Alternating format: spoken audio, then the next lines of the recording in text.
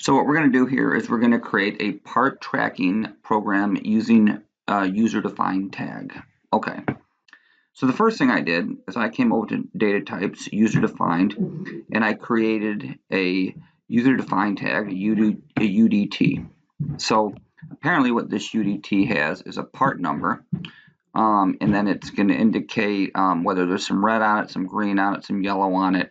I guess I can add another member here, color 4, if it's got some orange on it.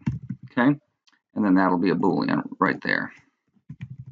Okay, so what this is doing, let's say a barcode scanner was coming down and it was reading in a part number, in this case a dent, so up to 32, and then it was just reading whether there was some red on it, some green on it, some yellow on it, some orange on it. So apparently the colors, you could have some with only red, some with some yellow, some with a mix of all these. Okay, so that is the data type that I've created right there. Okay, so I'll go ahead and apply that. Yes. Okay, now in my parameters and local tags right here, I did this with local tabs. I had some tags here related to part. So my part status right here, this is my array that is going to keep track of all the parts that come down the line. And it looks like I'm going to keep track of about 10 parts here.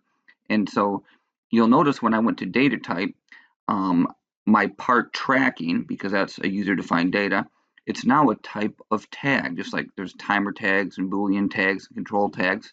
Now I've got a part tracking data type. And once again, I'm going to get about 10 tags here. I've also got a part storage. Okay, that's another tag I came up with.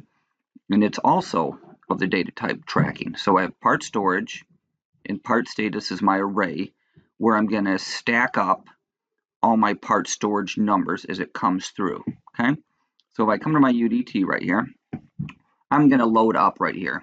I'm going to take part storage, and I'm going to get the value of part storage, the number and what colors it is, and then I'm going to put it on my part status right here. And then I'm going to advance my first in, my FIFO, my array, first in, first out, and then I'm going to get the next part number, and then I'm going to get the colors of it and stack it up like that. Okay, and that occurs every time I hit this push button right here. Okay, so I'm going to go here and I'm going to go ahead and download, and let's take a look at this. Remember, I'm doing this on a simulation, so I'm not really going to have a barcode scanner. I'm going to use my HMI to allow me to put some numbers into here. Okay, let's see if this one gives me a chance to go back into run mode. Oh, there it goes.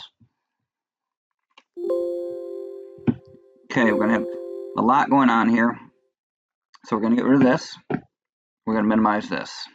There's my RS links running in the background. I can probably get rid of that. Okay, probably get rid of this. So here's my emulate running up here. I've got this input right here because that is going to advance my load and my unload. Okay, so I'm going to go with a part number here. So let's just start with part number 250, let's say 250. Okay, and I only put 2 of the colors on my HMI here. There's no red on this one, and there's yellow or no red. We'll have to figure out what this means in a minute. Okay, let's go with no red or no yellow. I think those are going to return zeros. Okay, so I'm going to go ahead and I'm going to click this button right here. It comes true, and I loaded up my first value right there. I'm going to click this off. So what should be in my first value?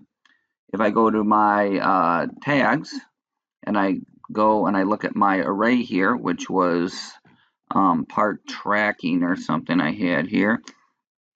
Here is my, monitor tags. Part number, it came in at 250 in color 0 and color 0. Okay, so it was no red and no yellow. Okay, so this time I'm going to go ahead and do another part number.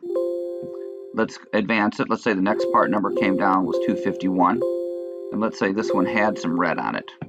And I'm going to click the input to advance the array and click it off. and notice that it went to 251, the next part number, and then 1 because we had some red on there. Okay, so what is happening with these? Well, if I check that is my part storage right here, 251, 1 and 0, 251, 1 and 0. But my part status was my array right there. So if I click this out, you can see that that part status was my array. And if I go into my array, the first one that we picked was 250, and we had 0, 0. The second one we picked was 251, and we had 1, 0. We haven't done this one yet. Let's go ahead and pick another one. I guess the next part number would be 252. And let's make red and yellow. So we're going to watch this here and see if it populates when I click this. Ready? There it goes. I unclick it. It took the part number, and it's tracking the colors of this. So what's happening is every time that barcode scanner, and we're showing the HMI here to input data because we're simulating, it's taking in a part number, and it's taking in kind of the recipe of what each one of these items here, and it's stacking them up. And so we have all the data of what is going on with these parts, and we have record of them. Okay, going back to my program here, let's just take a look and be sure we understand how that works.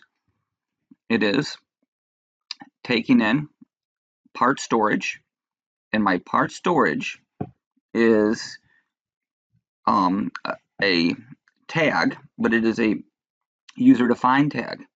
It's a part tracking tag. That's what part storage is. So this tag has multiple elements. It's got some words in here, and it's got some Boolean information in there. Okay, and so it takes it in. We throw it on the stack, and then this program here would eventually let me unload this array after I filled it up. So go ahead and take a look at this and be sure that you fully understand how this works.